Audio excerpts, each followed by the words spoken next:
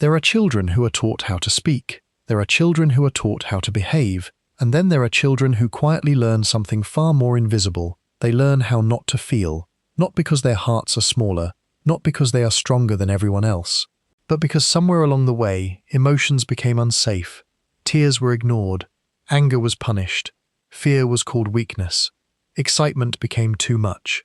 Even happiness had to be measured, careful not to disturb the emotional climate of the home. So the child adapted, not by becoming fearless, but by becoming unreadable. Years passed. The child grew into an adult who appears calm, responsible, and composed. Someone others admire for never causing problems. Someone who always seems to have everything under control. Yet beneath that quiet surface lives a nervous system that has spent decades believing one simple truth. If people see what you really feel, something bad might happen. The habits born from that belief are rarely obvious. They hide inside everyday conversations, relationships, careers, and even moments of happiness. They become so familiar that they no longer feel like habits at all. They feel like personality. But personality is not always identity. Sometimes it is simply survival that has lasted too long, the silence that stayed. For most children, emotions are meant to be shared before they are understood. A baby cries before knowing what sadness is. A toddler laughs without wondering whether joy is appropriate. A frightened child instinctively reaches towards someone they trust. Human beings are born expecting connection. Long before language develops, the brain searches for something even more important. A face that responds. Eyes that soften. Arms that provide safety. A nervous system borrowing calm from another nervous system. Psychologists call this co-regulation. It is one of the earliest foundations of emotional development. When a caregiver consistently responds with warmth, the child's brain slowly learns that emotions are temporary visitors. Fear can be comforted, sadness can be held, anger can be understood. Nothing has to be hidden. But not every child grows up inside that emotional safety. Some homes are unpredictable. Some parents are emotionally overwhelmed by their own unresolved pain. Others believe that showing emotion creates weakness. They may not intend harm. They may simply repeat what was once taught to them. Stop crying. You're overreacting. Nothing is wrong. You'll give people something to laugh about. The words differ. The lesson remains the same. Your feelings are inconvenient. For a child's developing brain, this creates an impossible dilemma. The need for emotional expression does not disappear. Only the permission to express it does. So the child begins making quiet calculations. Maybe sadness should stay inside. Maybe excitement is embarrassing. Maybe fear makes people disappointed. Maybe anger means losing love. These conclusions are rarely conscious. They settle silently into the nervous system, becoming automatic rules that no one remembers creating. Over time, emotional suppression begins to feel strangely comforting. Silence reduces conflict. Compliance earns approval. Being invisible feels safer than being rejected. Adults often praise these children. They're mature, independent, easy to raise. But emotional invisibility is often mistaken for emotional maturity. The two are not the same. Maturity means feeling emotions without being controlled by them. Suppression means hiding emotions before they are even allowed to exist. From the outside, both can look identical. Inside, they could not be more different. As the years pass, this pattern quietly expands into every part of life. The child becomes the friend who listens but rarely speaks about themselves. The employee who accepts impossible workloads without complaint. The partner who says, "It's okay," even when it isn't. Not because they enjoy suffering, because somewhere deep inside, discomfort feels more familiar than vulnerability. Something remarkable happens in the brain during this process. Repeated emotional inhibition slowly becomes automatic. What once required conscious effort becomes instinct. The body tenses before difficult conversations. A smile appears before disappointment can be noticed. An apology arrives before anyone has blamed them. Eventually, even the person themselves struggles to recognize what they feel. They can describe schedules, responsibilities, goals, but ask them how they are emotionally, and an unfamiliar silence appears. Not because there is nothing inside, because no one ever taught them that their inner world deserved words. The silence that protected them in childhood does not disappear when childhood ends. It simply grows older alongside them. And after enough years, it becomes difficult to remember that it was ever silence at all. It simply feels like who they are. When feelings became dangerous. Every habit has a beginning. Not always a memory, but a moment. A moment when the nervous system quietly decided that honesty was more dangerous than silence. Children do not arrive in the world believing their emotions are wrong. They discover it through repetition, through thousands of small interactions that seem insignificant on their own, but become powerful when experienced again and again. A child runs into the room, eager to share a story from school. The parent barely looks up. Not now. Another child cries after falling. Instead of comfort, they hear, "You're fine." A teenager gathers the courage to admit they're afraid. The response comes quickly. Stop being dramatic. None of these moments may seem catastrophic in isolation, yet the developing brain is not measuring the size of a single event. It is searching for patterns, and patterns become beliefs. If sadness is consistently ignored, sadness begins to feel shameful. If anger is punished, anger starts to feel dangerous. If fear is mocked, fear becomes something to hide. The child isn't choosing these beliefs. They are adapting to survive within the emotional climate of their home. Psychologists often describe this through the lens of attachment. A secure attachment teaches a child that emotions bring connection. An insecure attachment teaches the opposite, that emotions may lead to rejection, criticism, withdrawal, or unpredictability. For some children, love feels conditional. Affection comes when they behave. Praise arrives when they achieve. Peace exists only when they stay quiet. Without realizing it, they begin confusing acceptance with performance. Instead of asking, "What do I feel?" they learn to ask, "What will keep everyone else comfortable?" This question follows them into adulthood. It shapes conversations before they begin. It edits words before they are spoken. It encourages laughter when the heart is heavy, and agreement when the mind quietly disagrees. Over time, another habit emerges: hypervigilance. The child becomes an expert at reading the emotional weather of everyone else. A sigh from a parent, a change in tone, a slammed door, a brief silence. These small signals become early warning systems. The brain learns to scan constantly, searching for danger before danger has fully appeared. As adults, these individuals often notice shifts in another person's mood before anyone else does. They can sense tension in a room almost instantly. They know when someone is disappointed, frustrated, or emotionally distant. Others may describe this as empathy. Sometimes it is, but sometimes it is something much older, a survival skill that once helped a child avoid conflict. Ironically, while they become remarkably skilled at understanding other people's emotions, they often become strangers to their own. Their attention has always been directed outward, toward keeping peace, toward preventing rejection, toward anticipating the needs of others. Meanwhile, their own emotional world remains unexplored, like a forgotten room in a familiar house. Another quiet consequence begins to appear: guilt. Not guilt for hurting others, but guilt for simply having needs. Needing reassurance feels selfish. Wanting comfort feels burdensome. Expressing disappointment feels unfair. Receiving help feels undeserved. These beliefs rarely announce themselves directly. Instead, they appear through behavior. The person who insists they're fine while quietly struggling. The friend who supports everyone else but never asks for support. The partner who apologizes for crying. The employee who says yes to every request, even as exhaustion quietly settles into their bones. To the outside world, they seem dependable, selfless, easygoing. Yet beneath that image lives a child who learned that being emotionally invisible was the safest way to remain loved. And perhaps the most painful part is this: many never realize they are still living by rules that were written decades ago. Rules created by a frightened child trying to navigate an unpredictable world. Rules that once offered protection, but now quietly stand between them and the deep, authentic connections they have always longed for. The habits remain, not because they are weak, but because the child within them was remarkably strong, strong enough to survive, even if survival required hiding the very emotions that make someone fully human, the brain that learned to hide. The human brain is remarkably compassionate in one unexpected way. It does not ask whether a strategy is healthy.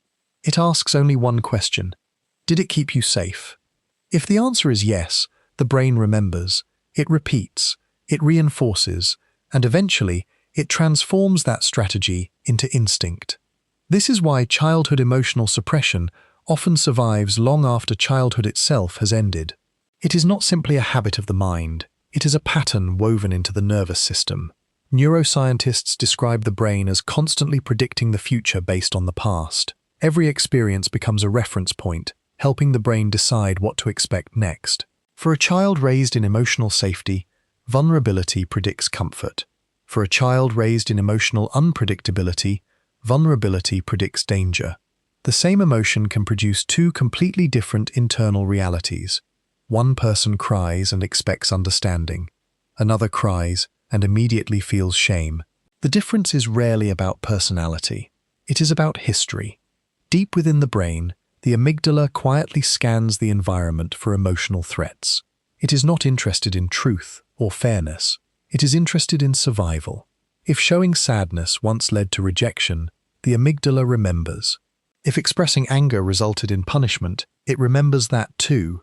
Years later, even in a completely different environment, the body may react as though the original danger has returned. The heart races before difficult conversations.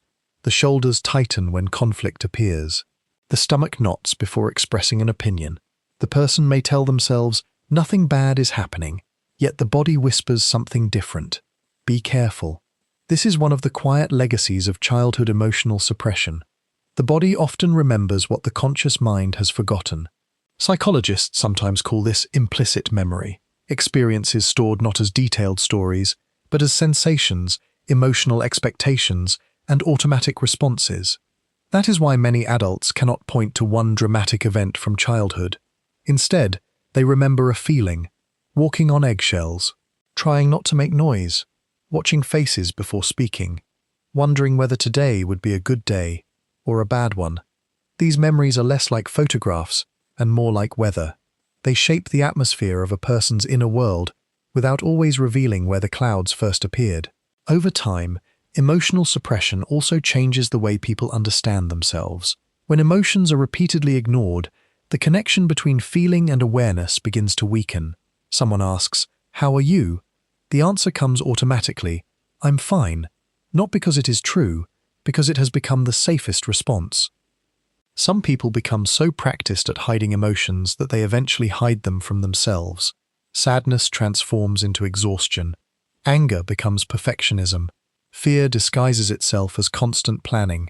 Loneliness becomes endless productivity. The emotion never disappears, it simply changes its language. Researchers studying emotional regulation have found that chronic suppression often comes with an invisible cost. The mind spends enormous energy keeping difficult feelings below the surface. From the outside, the person appears composed. Inside, the nervous system remains constantly occupied. This can contribute to chronic stress, emotional numbness, anxiety, and a persistent feeling that something is missing, even when life appears successful. Many adults describe this experience in similar ways. "I don't know what I feel empty. I should be happy, but I'm not." These words are not signs of brokenness. They are often signs of disconnection. Imagine a piano with several keys taped down for years. The instrument still plays, it still produces music, but entire notes are missing. The melody becomes smaller than it was meant to be. The same is true of emotional life. When sadness is silenced, joy often becomes quieter too. When fear is buried, excitement loses some of its intensity. The human heart does not separate emotions into neat compartments. Closing one door often dims the light in many others. And yet, the remarkable truth about the brain is that it remains capable of change. Neuroplasticity, the brain's lifelong ability to form new neural pathways, means that no emotional pattern is permanently fixed. The pathways built through childhood were created through repetition. They can also be softened through new experiences of safety, understanding, and connection. Not overnight, not through force, but through gentle moments that teach the nervous system a different lesson than the one it learned so long ago. Perhaps the greatest misunderstanding is believing that people who struggle to express emotion simply do not feel deeply. Often, the opposite is true. They feel everything. They have simply spent a lifetime becoming experts at hiding it, even from themselves. The child who learned to disappear emotionally never stopped having a heart. That heart simply learned to beat in silence. Remembering the forgotten self-healing rarely begins with a breakthrough. It rarely arrives with dramatic realizations or perfectly spoken words. More often, it begins with something almost invisible, a pause, a moment when someone notices that they apologized without needing to, a quiet afternoon when they realize they have asked everyone else how they are doing, but never themselves. A conversation where the words, "I'm okay," feel strangely heavy, as though another truth is waiting just beneath them. These moments may seem ordinary, yet they mark the beginning of something profound, not a transformation into someone new, a reunion with someone who was never truly lost. For years, survival asked the child to move away from their emotional world, to look outward instead of inward, to become fluent in the feelings of others while forgetting the language of their own heart. Healing gently reverses that direction. It is not about becoming more emotional, it is about becoming more honest. Not with the world at first, with yourself. Psychologists often speak of the inner child, but the phrase is sometimes misunderstood. It is not a younger version of yourself trapped somewhere in the past. It is the part of the nervous system that still carries unfinished emotional experiences. The part that learned certain rules before it had the ability to question them. Don't cry. Don't need too much. Don't make anyone uncomfortable. Don't be difficult. Those rules were never written on paper. They were written through repetition, through expressions, through silence, through the absence of comfort when comfort was needed most. As adults, many people continue obeying those invisible rules without realizing they have a choice. They hesitate before asking for help. They rehearse conversations repeatedly before expressing disappointment. They smile while carrying unbearable grief. Not because they are pretending, because their nervous system still believes authenticity carries risk. This is why healing often feels unfamiliar rather than immediately comforting. For someone who spent years hiding emotions, honesty can initially feel unsafe.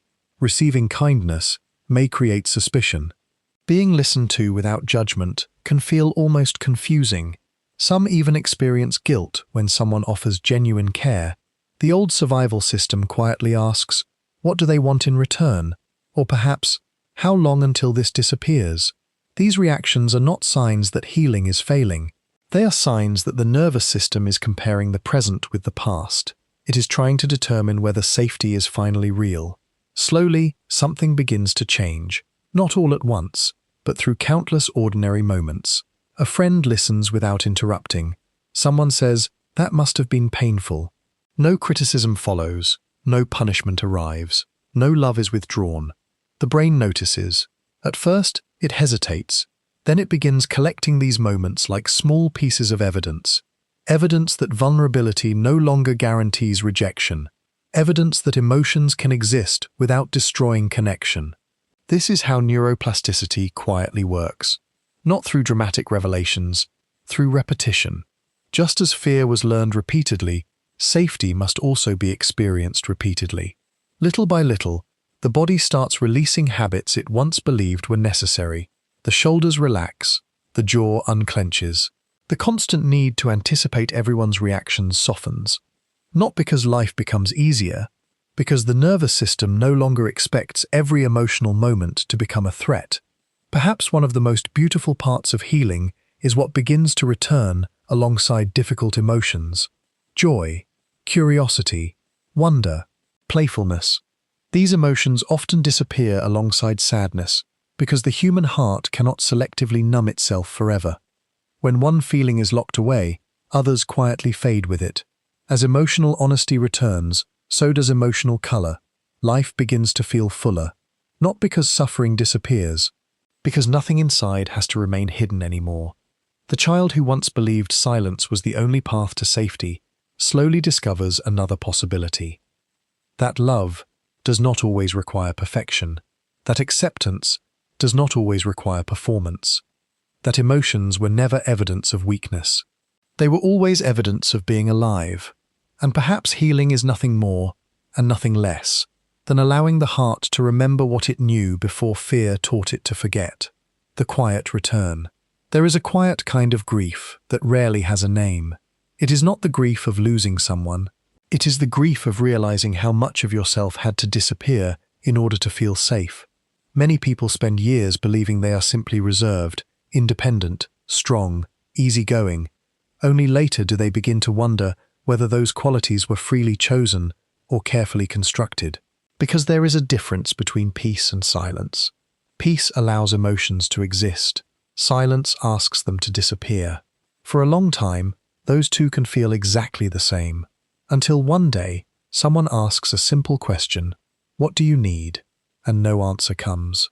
Not because there are no needs, because no one ever taught the child that their needs mattered enough to be noticed.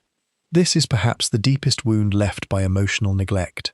It is not only that emotions were hidden from others, eventually they were hidden from the self. Yet something remarkable has always remained untouched.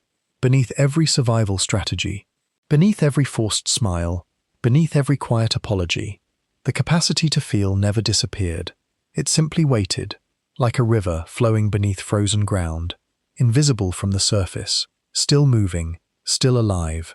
Psychologists often remind us that the nervous system is shaped by relationships. But the same truth carries another promise. It can also be reshaped by relationships. Every experience of genuine acceptance, every conversation where tears are welcomed instead of corrected, every moment of being heard without needing to earn it, these moments become new memories, new emotional maps, new evidence that the world is not always what it once was. Healing, then, is not about erasing childhood. The past cannot be rewritten.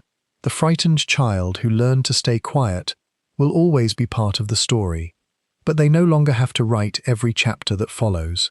Perhaps this is what growing truly means.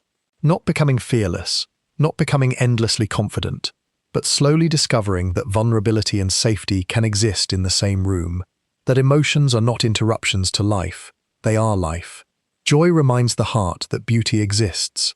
Sadness reminds it that love existed first. Anger protects what matters. Fear prepares us for uncertainty. Even loneliness quietly points toward the universal human longing to belong. None of these emotions were ever enemies. They were messengers. Children are rarely taught this. Many are taught instead to rank emotions. Some become acceptable. Others become shameful. The child learns to smile while hurting, to succeed while exhausted, to comfort others while quietly abandoning themselves. And because these habits are praised by the world, they often remain invisible. People admire the person who never complains, the one who always says yes, the one who carries every burden without asking for help. They rarely see the quiet cost, the sleepless nights, the conversations replayed 100 times, the constant pressure to appear okay, the loneliness of believing that being loved depends on remaining emotionally invisible. But there comes a moment, sometimes quietly, sometimes unexpectedly, when another possibility begins to appear. Not through grand revelations, not through becoming someone entirely different, but through the gentle realization that the child who stayed silent was never broken. That child was brilliant. They found a way to survive an environment they did not choose. They adapted with the only tools available. Silence was never weakness. It was protection. Emotional distance was never coldness. It was armor. Perfection was never confidence. It was hope. Hope that if everything was done correctly, love might finally feel secure. Looking back with compassion changes everything. Because blame asks, "Why am I like this?"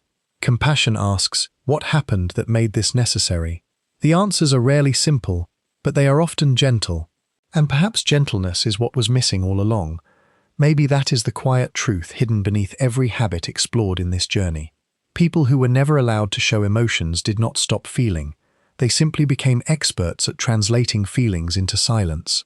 Yet silence is not the language the heart was created to speak. The heart was made to tremble, to grieve, to laugh without apology, to love without constantly measuring whether love will disappear. Perhaps, even now, beneath years of careful composure, beneath every habit built in the name of survival, there is still a child waiting for one simple message they never received. Your feelings were never too much. Your tears were never a burden. Your fear was never a flaw. Your joy was never something to hide, and maybe the most beautiful part of being human is this.